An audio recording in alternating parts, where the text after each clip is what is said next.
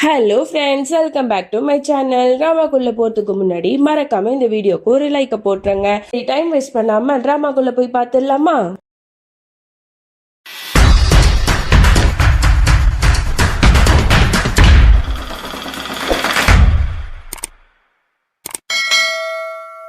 Starting சீன்ல குணால் வந்து பாட்டிகிட்ட போயிட்டு கெஞ்சிட்டு இருப்பான், பாட்டி என்னை மன்னிச்சிருங்க அப்படின்னு சொல்லிட்டுலாம். ஆனால் இவங்க கோவமா அவனோட கையை பிடிச்சி தட்டி விட்டுருவாங்க. அப்போ அவனோட கை வந்து அப்படியே நெருப்புல பட்டுரும். உடனே இவங்களுக்கு ரொம்பவே பதற ஆரம்பிக்கும். என்னப்பா என்னாச்சு, உன் கையில் அடிபட்டுடுச்சா அப்படின்னு சொல்லிட்டு பதறாங்க. அதுக்கப்புறம் தான் அவங்க சுய நினைவுக்கே வராங்க. உடனே அவனோட கையை அப்படியே தள்ளி விட்டுட்டு இங்கேருந்து போ, உன்னை பார்க்கவே எனக்கு பிடிக்கல அப்படிங்கிற மாதிரிலாம் ரொம்பவே கோவமா பேசுறாங்க.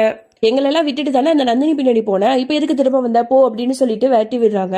உடனே அவனுக்கு ரொம்பவே கஷ்டமா இருக்கு. பாட்டி இப்படிலாம் பேசாதீங்க, எனக்கு தெரியும் நான் பண்ணது பெரிய தப்பு தான், என்னை மன்னிச்சிருங்க, உங்களை நான் எந்த அளவுக்கு மிஸ் பண்ண தெரியுமா அப்படி இப்படின்னு சொல்லிட்டு ரொம்ப வருத்தப்பட்டு கெஞ்சிட்டு இருக்கான். என்னதான் இருந்தாலும் அவங்களோட பேரை இல்லையா, அவங்களுக்கும் வந்து மனசு உள்ளாக்க பாசம் இருக்கும் இல்லையா, அதனால அவங்களும் மன்னிச்சிடுறாங்க. எல்லாரும் ஒண்ணு கூடி உட்காந்து அழுதுட்டு இருக்காங்க ரொம்ப எமோஷனலா. இங்க அப்படியே மௌலியை தான் காட்டுறாங்க. அவ வந்து எல்லாத்தையுமே யோசிச்சுட்டு இருக்கா. குணால் வந்து நந்தினி கூட சேர்ந்து தன்னை ஏமாத்தினது எல்லா விஷயத்தையுமே நினைச்சு பார்த்துட்டு அப்படியே அழுதுட்டு நிற்கும் போது அங்க பரியும் மிஸ்ஸியும் ஜாலியா விளையாண்டுட்டு இருப்பாங்க. அவ பட்டாசு எல்லாம் வெடிக்கிற சவுண்டு கேட்கும். உடனே பரி பயந்துகிட்டு மோலியை வந்து ஹக் பண்ணிப்பா. உடனே வந்து மோலிக்கு ஒரு மாதிரி இருக்கும். டக்குன்னு அவளோட கையை பிடிச்சி அவளை வந்து கொஞ்சம் நகர்த்தி விட்டு, இந்த பாரு பரி, நான் ஒன்னும் உன்னோட அம்மா கிடையாது, நான் மிஸ்ஸியோட அம்மா தான், புரியுதா அப்படிங்கிற மாதிரி கொஞ்சம் ஹார்ஷாவே பேசிடுவா. அப்ப கரெக்டா அந்த இடத்துக்கு இஷான் வந்துருவான். என்னாச்சு மோலி, ஏன் இப்படி பண்ற, இப்பெல்லாம் நீ பேச மாட்டியே, பிள்ளைங்க கிட்ட நீ ரொம்ப பாசமா இருப்ப, அதுவும் பரி கிட்ட நீ எவ்வளவு அன்பா இருப்ப, இப்பயே இப்படி நடந்துக்கிற அப்படிங்கிற மாதிரி கேட்கும்போது அதெல்லாம் ஒண்ணும் இல்ல, நான் வந்து மிஸ்டிட்ட சொல்லிட்டே இருக்கேன், அவ கேட்கவே மாட்டா, இங்க எவ்வளவு வந்து டஸ்டா இருக்கு, எவ்வளவு புகையா இருக்கு, அதனால வீட்டு உள்ளாக்க போகணும்னு சொன்னா இவ கேட்கவே மாட்டா, நீங்களாவது சொல்லுங்க அப்படிங்கிற மாதிரி சொல்லும் போது மிஸ்ஸி வந்து சொல்றா, அந்த பாருங்கப்பா எப்ப பார்த்தாலும் இப்படியே சொல்றாங்க, நல்லா தான் இருந்தாங்க, பரியோட அப்பா வந்தவொன்னு தான் இப்படி எல்லாம் ரியாக்ட் பண்றாங்க, நான் வந்து பரி கூட விளையாடலான்னு சொன்னா இவங்க வந்து என்ன திட்டுறாங்க அப்படிங்கிற மாதிரி சொல்றா. சரி சரி, அவங்க ஒன்றும் திட்ட மாட்டாங்க, நீங்க ரெண்டு பேரும் தனியா போய் விளையாடுங்க போங்க அப்படிங்கிற மாதிரி அவங்க ரெண்டு பேரையும் அனுப்பி வச்ச உடனே மோலிக்கு கோவம் வருது. மிஸ்ஸி இங்க வரப்போறியா இல்லையா, என் கூட வா என் கூட வா அப்படின்னு சொல்லிட்டு அவ கத்திக்கிட்டே இருக்கா. ஐயோ உனக்கு என்னதான் ஆச்சு மௌலி, ஏதோ ஒரு டென்ஷன்ல இருக்கன்னு தெரியுது, அந்த கோவத்தையே இந்த குழந்தைங்க கிட்ட காட்டுற, உனக்கு என்னதான் ஆச்சு அப்படிங்கிற மாதிரி இவ திரும்ப திரும்ப கேட்டுட்டு இருக்கான். அது குணாலோட பொண்ணு, உனக்கு புரியுதா இல்லையா அப்படிங்கிற மாதிரி இவ கோவமா கத்திடுறா. அப்பதான் இஷானுக்கும் புரியுது. நீ என்ன சொல்ற, மிஸ்டர் குணால் மல்ஹோத்ரா, அதாவது உன்னோட எக்ஸ் ஹஸ்பண்டோட பொண்ணு தான் பரியா அப்படிங்கிற மாதிரி கேட்டுடுறான். அவளும் வந்து சோகமா ஆமா அப்படிங்கிற மாதிரி சொல்றா. அப்பதான் இவனுக்கும் புரிய வருது, ஓ இதனாலதான் இவ வந்து இவ்வளவு கோவப்படுறா அப்படின்னு சொல்லிட்டு. சாரி மோலி, எனக்கு எதுவுமே தெரியாது, பரியோட அப்பா மிஸ்டர் மல்ஹோத்ரா தான் வந்து உன்னோட எக்ஸ் ஹஸ்பண்ட் அப்படின்னு சொல்லிட்டு, அதனாலதான் நீ இப்பெல்லாம் நடந்துக்கிட்டியா, ஐ எம் ரியலி சாரிமா, நீ கவலைப்படாத, உனக்கு நான் இருக்கேன் அப்படிங்கிற மாதிரிலாம் பேசிட்டு இருக்கான். அதுக்குதான் மௌலி சொல்றா, அப்படிலாம் ஒண்ணும் கிடையாது, நான் ஒன்னும் அந்த குணாலுக்காக ஒன்னும் இவ்வளவு நர்வஸா டென்ஷனா ஒன்னும் இல்லை, அவன் பெரிய ஆளா, அவனை நான் என்னோட வாழ்க்கையை விட்டு தூரமாக்கிட்டேன் அப்படிங்கிற மாதிரிலாம் பேசிட்டு இருப்பா. இது எல்லாத்தையுமே தூரத்துல இருந்து குணாலும் கேட்டுருவான். அவனுக்கும் ஒரு மாதிரியா தான் இருக்கும். அப்ப பரி சொல்லுவா, அப்பா அப்பா எனக்கு ரொம்ப பசிக்குது, வாங்க ஏதாவது சாப்பிடலாம் அப்படின்னு சொல்லிட்டு. அப்பதான் குணால் சொல்லுவான், ஓகேம்மா வீட்டுக்கு போகலாம், வீட்டுக்கு போயிட்டு உனக்கு பிடிச்ச எல்லாமே சாப்பிடலாம், சரியா வா போகலாம் அப்படிங்கிற மாதிரி கூப்பிடும் போது அப்பதான் வந்து இஷான் சொல்லுவான், என்ன நீங்க அதுக்குள்ள போறீங்க, நாங்க தான் வந்து டின்னருக்கு கூப்பிட்டுருக்கோம்ல, சோ நம்ம எல்லாரும் ஒன்னா உட்காந்து சாப்பிடலாம் அப்படின்னு சொல்லும் போது குணாலும் சொல்றான், இல்ல இல்ல பரவாயில்ல, நாங்க வீட்டுக்கே போறோம் அப்படிங்கிற மாதிரி சொன்ன உடனே பரி வந்து கோவப்படுறா. அப்பா நீங்க எனக்கு வந்து ப்ராமிஸ் பண்ணீங்கல்ல, நீங்க வந்து இங்க வந்து எல்லாரு கூடயும் வந்து நம்ம ஒன்னா டின்னர் சாப்பிட போறோம், நல்லா ஹாப்பியா இருக்க போறோம் அப்படின்னு சொல்லிட்டு, இப்ப என்னன்னா என்ன வீட்டுக்கு கூட்டு போறேங்கிறீங்க, உங்களோட ப்ராமிஸை நீங்க மறந்துட்டீங்களா அப்படிங்கிற மாதிரிலாம் வந்து சோகமா கேக்குறா. அப்பதான் மௌலி சொல்றா, இந்த பாருங்க, நீங்க உங்களோட பொண்ணுக்கு வந்து ப்ராமிஸ் பண்ணிருக்கீங்க, அப்படி இருக்கும்போது அந்த ப்ராமிஸை வந்து நீங்க நிறைவேற்றி தான் ஆகணும் அப்படிங்கிற மாதிரி ஒரு மாதிரி பேசுறா. உடனே இவனுக்கு ஒரு மாதிரி ஆயிடுது. ஓகே எல்லாரும் ரெஸ்டாரண்ட்டுக்கு போகலாம் அப்படின்னு சொல்லிட்டு அந்த இடத்துக்கும் போயிடுறாங்க. அப்போ வந்து பரி வந்து குணால்கிட்ட சொல்லிட்டு இருக்கா, அப்பா நான் வந்து பார்க்க அம்மா மாதிரியே இருக்கேனா, அம்மாக்கு வந்து என்ன ஃபுட் வந்து ரொம்ப பிடிக்கும் சொல்லுங்கப்பா அப்படிங்கிற மாதிரிலாம் வந்து இவ கேட்டுட்டே இருக்கா. இதெல்லாம் இவ கேட்க கேட்க மோலிக்கு வந்து ஒரு மாதிரி இருக்கு. ஏன்னா நந்தினி ஞாபகம் தான் வருது, இவ பேசுறது எல்லாமே வந்து நந்தினியை தான் வந்து இவளுக்கு ஞாபகப்படுத்துது. அப்பதான் பரி சொல்றா, அப்பா எனக்கு பானிபூரி சாப்பிடணும் போல இருக்கு, மிஸ்டி நம்ம ரெண்டு பேரும் போட்டி வச்சுக்கலாமா, பானிபூரி வந்து யாரு ஃபர்ஸ்ட் சாப்பிட்றா அப்படின்னு சொல்லிட்டு அப்படிங்கிற மாதிரி இங்க மிஸ்டியும் பரியும் பேசிட்டு இருக்காளுங்க. அப்ப வந்து குணால் அண்ட் மோடி இவங்க ரெண்டு பேருக்குமே வந்து பழைய விஷயம் ஞாபகம் வருது. இதே மாதிரி தான் நந்தினிக்கும் வந்து பானிபூரினா ரொம்பவே பிடிக்கும். ஸோ நந்தினி குணால் ரெண்டு பேருமே வந்து போட்டி போட்டு பானிபூரி எல்லாம் சாப்பிட்டுட்டு இருந்திருப்பாங்க. ஸோ மௌலி வந்து அவங்க 2 பேருக்கும் சப்போர்ட் பண்ணிட்டு இருந்திருப்பா. அது எல்லாத்தையுமே நினைச்சு பார்த்துட்டு உடனே மௌலிக்கு ரொம்பவே கோவம் வருது. மிஸ்டி, இந்த மாதிரி சாப்பிட்ற நேரத்துல கண்டதையும் சாப்பிடக்கூடாது. பானிபூரியில நீ சாப்பிட்டா வயிறு ஃபுல்லாயிடும். அப்ப நீ வந்து சாப்பாடு எப்படி சாப்பிடுவ, அதெல்லாம் வேணாம் அப்படிங்கிற மாதிரி ரொம்ப கோவமா சொல்லிடுவா. உடனே குணாலும் சொல்றேன், அந்த பாரு பரி, ஆமா அவங்க சொல்றது கரெக்டு தான், நம்ம பானிபூரி இன்னும் நாள் சாப்பிட்டுக்கலாம், ஓகேவா அப்படிங்கிற மாதிரி சொன்னோன்னே 2 குழந்தைங்களும் அப்படியே ரொம்ப சோகமா வந்து பேச வச்சுக்கிறாங்க.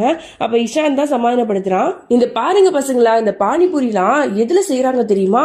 அப்படியே கையெல்லாம் கழுவாம ஒரு மாதிரி செய்வாங்க. அதெல்லாம் நீங்க பாத்தீங்கன்னா உங்களுக்கு வாமிட்டே வந்துடும் அப்படிங்கிற மாதிரிலாம் சொல்றான். ஐயே அப்படியா, அப்பனா எங்களுக்கு வேணாம் அப்படிங்கிற மாதிரி 2 பசங்களும் கியூட்டா சொல்லிட்டு இருக்காங்க. அப்ப மௌலி வந்து இஷான்ட்ட சொல்லிட்டு இருக்கா, இஷான் எனக்கு வந்து பிரியாணினா ரொம்பவே பிடிக்கும். ஸோ பிரியாணி அப்புறம் ஐஸ்கிரீம் குழந்தைங்களுக்கு எல்லாமே வந்து நம்ம ஆர்டர் பண்ணி சாப்பிடலாமா அப்படிங்கிற மாதிரி ரொம்ப சிரிச்சு வந்து இஷான்ட்ட பேசிட்டு இருக்கா. ஸோ இது எல்லாத்தையுமே குணாலுக்கு வந்து பார்க்கும்போது ஒரு மாதிரியா இருக்கு. இருந்தாலும் மனசு உள்ளாக்க நினைச்சுக்கிறான், மௌலி நான் உன்னை வந்து ரொம்பவே காயப்படுத்தி இருக்கேன். ஆனா நீ வந்து இப்ப வேற ஒருத்தவங்க கூட சந்தோஷமா இருக்கிறத பார்க்கும்போது எனக்கு உண்மையாவே சந்தோஷமா இருக்கு. நீ எப்பவுமே இப்படியே ஹாப்பியா இரு அப்படிங்கிற மாதிரிலாம் மனசுல நினைச்சுக்கிறான். அதே சமயம் இங்க மௌலியும் மனசுல நினைச்சிட்டு இருக்கா, குணால் நான் உன் முன்னாடி வந்து என்னோட சோகத்தையும் கஷ்டத்தையும் நான் காட்டவே மாட்டேன்.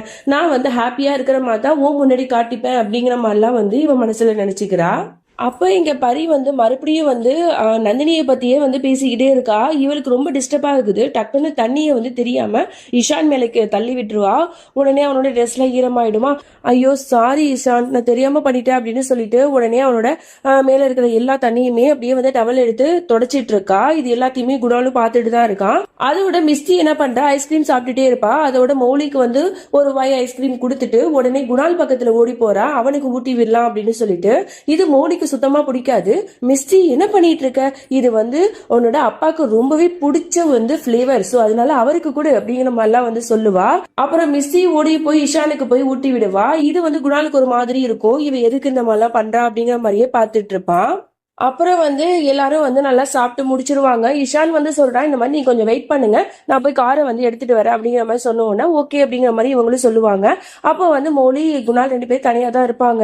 ஸோ 2 பேரும் ஒருத்தருக்கு ஒருத்தர் பார்ப்பாங்க. அவங்க 2 பேருக்கும் ஒரு மாதிரி இருக்கும். சரி வா மிஸ்டி போலாம் அப்படின்னு சொல்லிட்டு அவளும் கூட்டு போகும்போது என்ன பண்ணுவா, குணால் மேல தெரியாம போய் மோதிடுவா. ஐயோ சாரி, உங்களுக்கு ஏதாவது அடிபட்டுடுச்சா அப்படிங்கிற மாதிரி குணால் கேட்கறான். இல்ல அப்படிங்கிற மாதிரி இவளும் தலையாட்டிட்டு வேகமா வந்து நடந்து கார் இருக்கிற இடத்துக்கு போறா. அங்க பார்த்தா பலூன்லாம் இருக்கு. அதை பார்த்து பறிக்க செமையா எக்ஸைட்டிங்கா இருக்கு. உடனே மிஸ்டி சொல்றா, மிஸ்டி அங்க பாரு பலூன் இருக்கு, வா கேட்கலாம் அப்படின்னு சொல்லிட்டு 2 பசங்களுமே பிடிவாத பிடிக்க ஆரம்பிக்கிறாங்க. அம்மா அம்மா எனக்கு வந்து பலூன் வேணும், அப்பா எனக்கு பலூன் வேணும் அப்படின்னு சொல்லிட்டு. அப்ப மௌலி சொல்ற, இந்த பாருமா இப்படிலாம் அடம்பிடிக்க கூடாது, ரொம்ப லேட் நைட் ஆயிட்டு, நம்ம வீட்டுக்கு போலாம், இன்னொரு நாள் வாங்கி தர அப்படிங்கிற மாதிரி சொல்றா. ஆனா மிஸ்டி வந்து அதுக்கு ஒத்துக்கவே மாட்டா. இல்ல எனக்கு வேணும் அப்படின்னு சொல்லிட்டு அடம் பிடிச்சிட்டு வேகமா வந்து அந்த பலூன் நிக்கிற ஆளை நோக்கி ஓட ஆரம்பிக்கிறா. அப்ப எதுக்காப்புல வந்து ஒரு கார் வேகமா வருது. உடனே மௌலிக்கு ரொம்ப பயமாயிடுது. மிஸ்டி அப்படின்னு சொல்லிட்டு வேகமா அவளோட பின்னாடியே ஓட ஆரம்பிக்கிறா. குணாலுக்கும் பயங்கரமா ஷாக்கா இருக்கு. பரி நீங்கி நில்லுமா அப்படின்னு சொல்லிட்டு இவனும் மிஸ்டியை வந்து காப்பாத்துறதுக்காக ஓடிட்டு இருக்கா. நல்ல வேலை, கரெக்டான நேரத்துல நம்மளோட மௌலி வந்து மிஸ்டியை வந்து அப்படியே தூக்கி காப்பாத்திடுவா. அப்ப குணாலும் வந்து அவளை ஹக் பண்ணலாம் அப்படின்னு சொல்லிட்டு வருவான். டக்குன்னு மௌலி வந்து கையை நிறுத்தி அப்படியே ஸ்டாப் பண்ணுவா. நீ ஒண்ணு வராத அப்படிங்கிற மாதிரி ஒரு பார்வை வந்து பாப்பா. அதை பார்த்த உடனே குணாலுக்கு ரொம்பவே கஷ்டமா இருக்கும். இல்ல பாருங்க, என்னோட குழந்தைய எனக்கு பாத்துக்க தெரியும், உங்களோட ஹெல்ப் ஒண்ணு எனக்கு தேவையில்லை அப்படிங்கிற மாதிரி மூஞ்சில் அடிச்ச மாதிரி சொல்லிடுவா. இவனுக்கு வந்து ரொம்ப கஷ்டமா இருக்கும். அப்படியே பார்த்துட்டே இருப்பான். கரெக்டா அந்த நேரத்துல இஷானும் வந்துருவான். மிஸ்டிக்கு என்னாச்சு அப்படிங்கிற மாதிரிலாம் கேட்டு அவனை தூக்கி வச்சுட்டு கொஞ்சிட்டு இருப்பான். அப்ப குணால் வந்து அந்த 2 பலூனை வாங்கி மிஸ்டிக்கு 1 பரிக்கு 1 அப்படின்னு சொல்லிட்டு கொடுத்துருவான். அப்பதான் இஷான் சொல்லுவான், ரொம்ப ரொம்ப தேங்க்யூ அப்படிங்கிற மாதிரி சொல்லுவான். இவனும் வந்து பரவாயில்ல அப்படின்னு சொல்லிட்டு ஓகே, இந்த மீட்டிங் வந்து ரொம்பவே நல்லா இருந்துச்சுல, இன்னொரு நாள் நம்ம எல்லாம் சந்திக்கலாம், ஓகேவா அப்படின்னு சொல்லிட்டு இஷான் வந்து மிஸ்டி அப்புறம் மௌலியை கூட்டிட்டு கையை பிடிச்சிட்டு அப்படியே கூட்டிட்டு போவான். இதெல்லாம் வந்து குணால் வந்து ஒரு மாதிரி ஏக்கத்தோடய பார்த்துட்டு இருப்பான். இப்ப புரிஞ்சிருக்கும்னு நினைக்கிறேன் குணாலுக்கு. இவன் வந்து நந்தினி பின்னாடி சுத்தும் போது மௌலிக்கு எந்த அளவுக்கு கஷ்டமா இருந்திருக்குங்கிறதுலாம் இப்ப அவன் ரியலைஸ் பண்ணிருப்பானா என்னன்னு தெரியல. ஆனா அவனோட பார்வையில வந்து கொஞ்சம் கொஞ்சம் தெரியத்தான் செய்யுது நம்ம பண்ணது தப்பு அப்படின்னு சொல்லிட்டு. சரி, இதோட இந்த பாட்டை நம்ம முடிச்சுக்கலாம். இதுக்கப்புறம் என்ன நடந்துச்சு அப்படின்னு சொல்லிட்டு நம்ம நாளைக்கு பார்க்கலாம். அது வரைக்கும் என்னோட காத்திருங்கள். Bye friends.